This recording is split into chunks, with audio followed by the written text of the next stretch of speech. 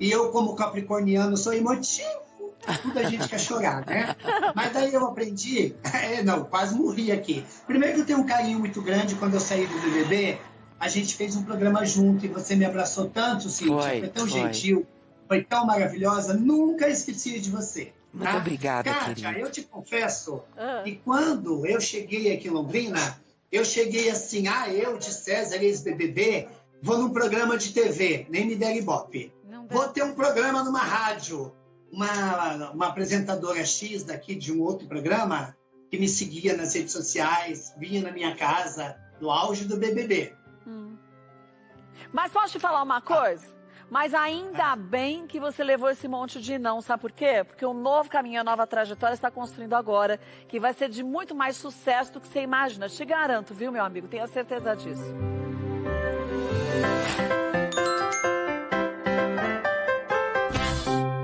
Sejam bem-vindos, vocês do Brasil todinho. Hoje estamos aqui, gente, num bate-papo gostoso com o de César. De César, que assim como muitos brasileiros, que sempre trabalharam demais, se dedicaram demais, a pandemia deu uma virada na vida, só que a gente não pode cagar uma tartaruga de barriga pra cima, porque você não consegue sair sozinho, concorda? Então vira rápido e busca um novo caminho. E é o que o de César tá fazendo muito bem, né, Cíntia? E ele contou pra gente agora esse trabalho que ele tá fazendo com uma grande marca de cosméticos, nessas lojas, e incentivando também muita gente a esquecer o que já foi e começar uma nova trajetória. Isso é uma pergunta pra fazer pro de César, né, Cíntia? Eu tenho, Kátia. Eu sempre vou ter perguntas para o de César. Ele sempre me atendeu muito bem. E assim, uma das características do de César, que sempre me agradou, e agrada ao público de uma maneira geral, porque quem faz comunicação gosta de sinceridade, gosta de pessoas que lidam com a verdade. O de César foi assim dentro do reality e não mudou ao longo da vida e das oportunidades. Aí vai minha pergunta, querido. Você foi colhendo louros, a fama continuou pra você ficou em terceiro lugar e foi colhendo, sim, até que você se tornou repórter do programa da Eliana. Muita gente, a gente conhece muita gente, você também vivendo a drag também maravilhosamente bem, a Jimmy Kerr, você conhecia muita gente. A aposta era que você continuaria. Você estava indo muito bem como repórter, você estava indo muito bem no programa. De verdade, de César, eu sei que você nunca falou sobre isso.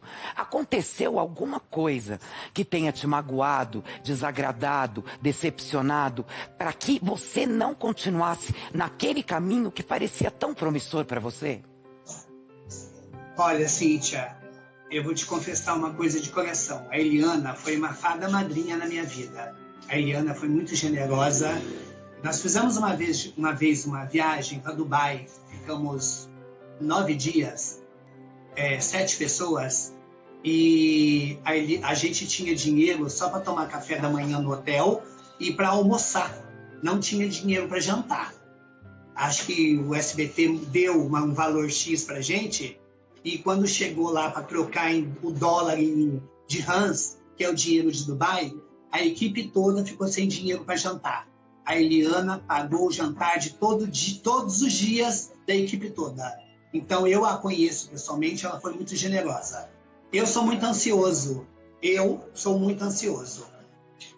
Eu sei que o programa da Eliana tem que se renovar. Sempre tem que ter quadros novos, pessoas novas no programa. A Eliana, pelo contrário, sempre me elogiou muito, ela sempre gostou muito da minha família. Toda vez que tinha algum quadro, algum programa do Beleza Renovada, algum quadro, a Eliana abraçava minha mãe, abraçava minhas sobrinhas, ficava com a gente no camarim. E ela falou uma vez para mim uma coisa, Kátia, que eu nunca vou esquecer. E Cíntia, de César, você é o único que vem aqui da equipe e bate na porta para entrar. Você sabe o seu limite. Você não vai bater nas portas, entrando, entrei. Porque tem gente que é assim. Vocês são artistas, a Kátia é uma pessoa amada, iluminada. Olha, às vezes você está no camarim estudando tal coisa, lendo o que você vai falar no dia, né? Então não pode a pessoa chegar, abrir a porta e entrar.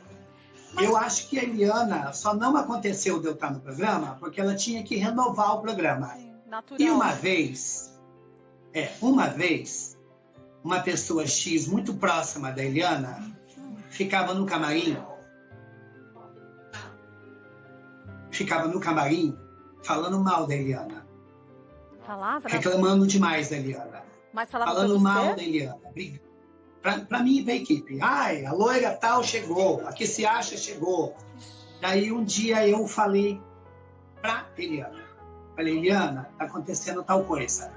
E ela? E não falei o nome da pessoa. Ah. Quando foi dali 3 para 4 dias, eu fui convidado A se retirar. a não ter mais. O meu programa caiu. O programa caiu. E por que você não Colocaram falou o outras nome da pessoas no meu pessoa? lugar.